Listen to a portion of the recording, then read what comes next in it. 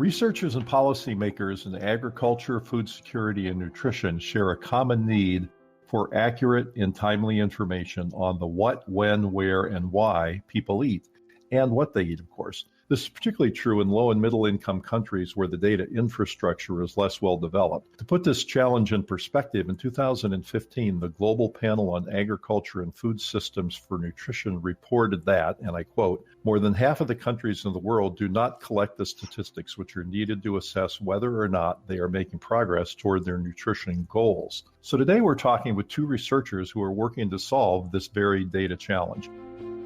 Welcome to the Leading Voices in Food podcast. I'm Kelly Brownell, Director of the World Food Policy Center at Duke University.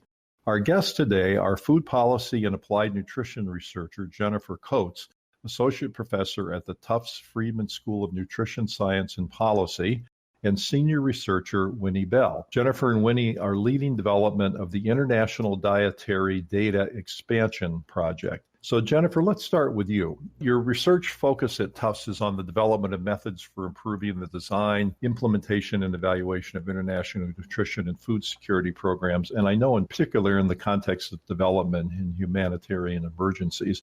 Could you help our listeners understand the issue of this index project that you're working on? Just to give a little bit of history, the international community has probably over the past 5 or so years really begun to embrace the need to think about nutrition's role at the nexus of agriculture and the environment and health. So not just a standalone sector, but rather a culmination of a whole bunch of different forces within the broader food system that in combination have this remarkable impact on people's food choices and ultimately their diets. So we also know that in turn, the food choices really drive health outcomes and in a very systemic fashion affect agriculture, the environment, food security, poverty, and so on. So the problem, though, for those who are interested in the interplay of these forces in much of the world is that we know shockingly little about what people eat. We're not able to easily distinguish the dietary patterns of adult men, for instance, from school-age girls or from those living in one region of a country to another. And this information gap has really hindered policies in all of the different sectors that I mentioned and others, because policymakers are often driving blind without having more frequent and more granular dietary information. This data gap is particularly a challenge across low and middle income countries. So let me follow up on this. It seems like this information is pretty darn important because it could drive nutrition guidelines for countries. It could help drive biofortification programs. It could certainly have an impact on agriculture policies. There are a number of different reasons. In fact, for one thing, we're globally really lacking a kind of cohesive dietary data infrastructure, I'll say. And this is made up of several different missing pieces of information. So we lack the kind of information that can help us actually carry out dietary surveys.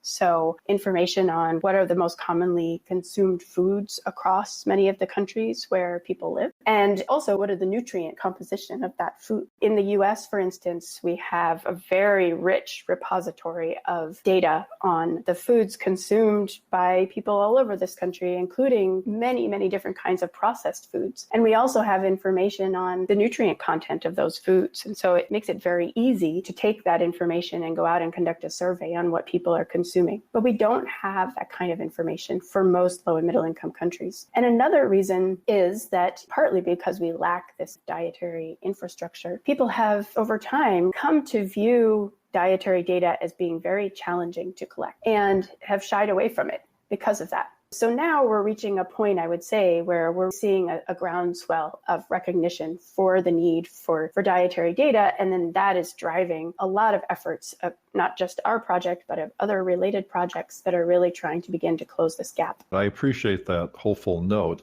So Winnie, you're leading key aspects of the second phase of this project, which is the rollout of the Index 24 dietary assessment platform. Could you describe the platform in more detail and why you believe it's needed?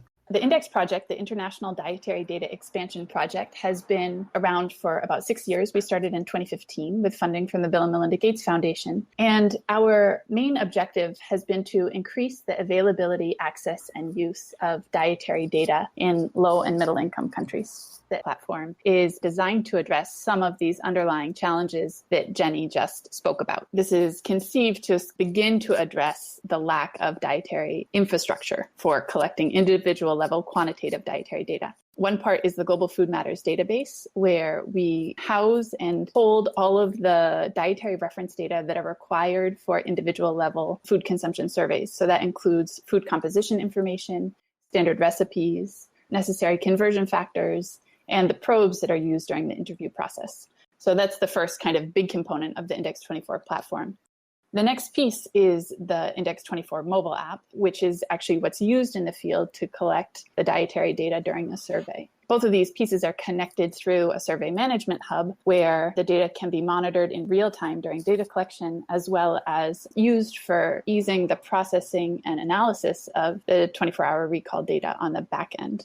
So the 24-hour dietary recall method is commonly used to collect detailed quantitative information on what individuals consume. Individuals are asked to recall everything that they consumed in the past 24 hours, followed by a more detailed information on each of the food items, getting into the type of food consumed and the brand, for example. The third step is to then collect the quantity of each food consumed, and then finally reviewing that information with the respondent.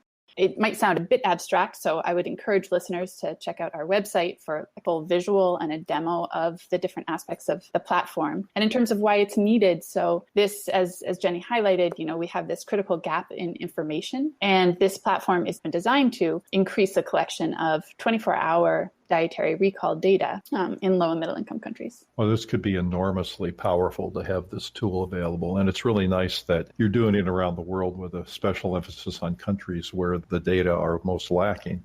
So, Jennifer, let me go back to you. In your opinion, how has the international nutrition and dietary assessment landscape changed over the past decade? And looking at your crystal ball, how do you think it'll change? As I mentioned earlier, one of the reasons there has traditionally been so little dietary data available is that it was often written off as being too expensive, too time-consuming, and too difficult to collect. So traditional dietary assessment methods, such as those that rely on respondent recall, can also produce inaccurate results, which people recognize and were discouraged by. This narrative, this ridiculous challenge of dietary data assessment, really became a mantra. It became almost paralyzing, I'd say. One of the biggest changes that I've noticed over the past 5 to 7 years is an acceleration on so many fronts. There's been an acceleration in terms of the demand for dietary data, absolutely. And then in response, but also out there leading, I'd say, those involved in generating dietary data have developed a new can-do attitude, a real rolling up the sleeves and just getting it done.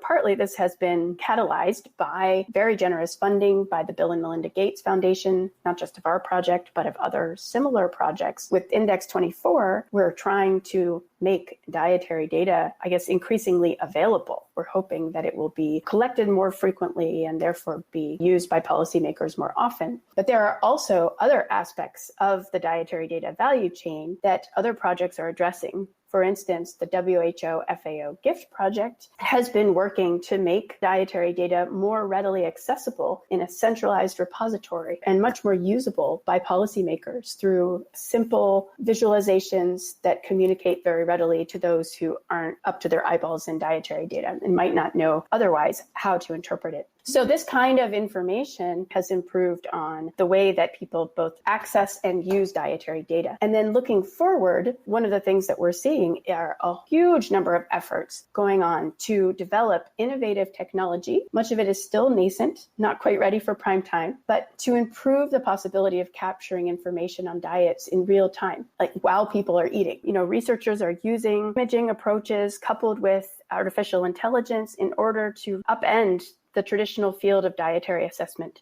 So though we're not there yet, we've already made leaps and bounds on this front over the past 10 years. And I think that 10 years from now, this whole challenge will look completely different. In fact, I think we will probably have done away with many of the things that we now find to be very difficult about dietary assessment.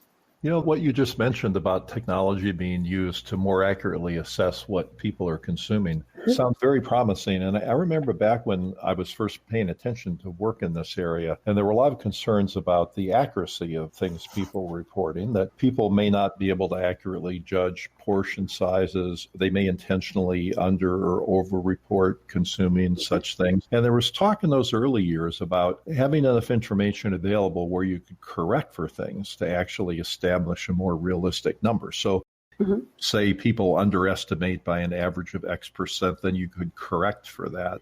Are people doing that at all, or will this technology help with that issue, do you think? There's work going on both of those fronts. So you're absolutely right that those types of corrections are possible and are actually very useful. One of the things that is very challenging right now in our efforts in low and middle income countries is that we don't actually have enough information yet to really be able to establish appropriate correction factors. One of the reasons for that is that, for instance, in the US, people most commonly underreport what they've consumed the previous day. And that's partly because they forget. And it might also be because they think it might be more socially acceptable to underreport. But we really don't know all that much about how people from various cultures report their diets when they're trying to recall. There is documented underreporting. There's also documented overreporting. And there's a lot of variability. Establishing the correction factors is a whole other level of work that would be very helpful and remains to be done. One of the benefits of the imaging technology is that you're not relying on people's memories. And in fact, the camera is present, even though that sounds a little creepy, Big Brother watching everything that you're eating. But the camera is present and often in an unobtrusive way as people are eating their meals. And so, of course, you might be concerned about people modifying their behavior if they're aware of a camera recording what it is that they're eating. But at the same time, some of this research has suggested that having the camera be situated in a very, very small way on kind of the special glasses that people might be asked to wear, or as a button that they wear on their shirt, for instance, has really helped reduce some of that kind of potential bias too. So there's a lot of promise from the imaging, and there are still challenges to be worked out. For instance, how to take the images that the camera is capturing and in a very automated way convert that into something that can be recognized as food, especially in complex dishes, right? Stew with lots of different kinds of ingredients. So that's kind of the excitement, but also the challenge of this new frontier. Thanks. That's really interesting. So let me close by asking you both this question. Moving forward, what do you see as the biggest challenges as well as the opportunities for increasing collection and use of dietary data in low and middle income countries? And Winnie, let's begin with you. So as we've both mentioned, the dietary data infrastructure has been historically one of the largest barriers to successful completion of dietary surveys in low and middle income countries. The Index project has been focused on trying to build up this research infrastructure over the last 6 years of our project, but the challenge remains. This is an enormous undertaking that really will require political will from a variety of key players and champions from both governments as well as on the donor and investment side, as well as on the research end of things. We're absolutely moving in the right direction, but I think the challenge remains, how do we develop this robust and necessary dietary data infrastructure to ensure that we can collect more easily and use more frequently the dietary data from low and middle income countries. We have successful examples of this being developed where political will has converged. So in the health sector, for example, we've seen huge movement over the last several decades to creating health systems in low and middle income countries. So we're hoping that the momentum continues to grow to overcome this challenge in relation to nutrition. And as far as opportunities, I think there are several, but a very concrete one is on the technology side of things, as Jenny mentioned, with artificial intelligence and other efforts. And I think the other overall opportunity is general growing awareness of the importance of dietary data. Everybody is interested. Everybody wants to see the results. And historically, people are happy to have the data available, but few people have been willing to put in the effort to invest and collect those data.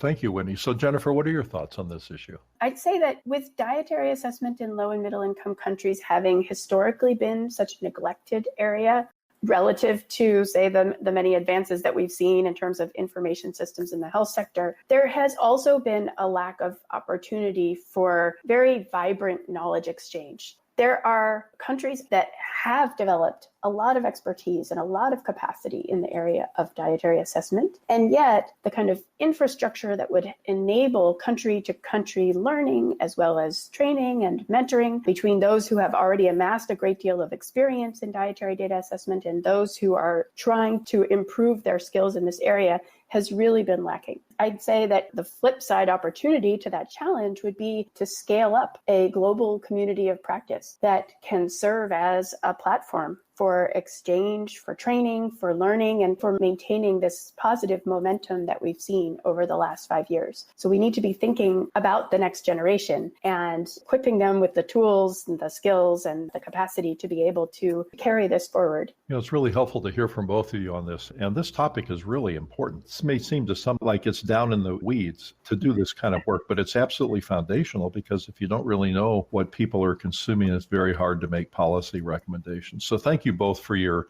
inspired work, and we look forward to seeing the results of it as time goes forward. So thanks, Jennifer and Winnie, for joining us today. I really appreciate it. Thank you very much for having us. Thank you. Our pleasure. So our guests today are Associate Professor Jennifer Coates of the Tufts Friedman School of Nutrition Science and Policy and Senior Researcher Winnie Bell. We've been discussing the International Dietary Data Expansion Project. And thank you for listening. If you'd like to subscribe to the Leading Voices in Food podcast series, you can find it on Apple Podcasts, Google Podcasts, or your favorite podcast app. Podcasts and transcripts are also available on the website of the Duke World Food Policy Center. This is Kelly Brownell.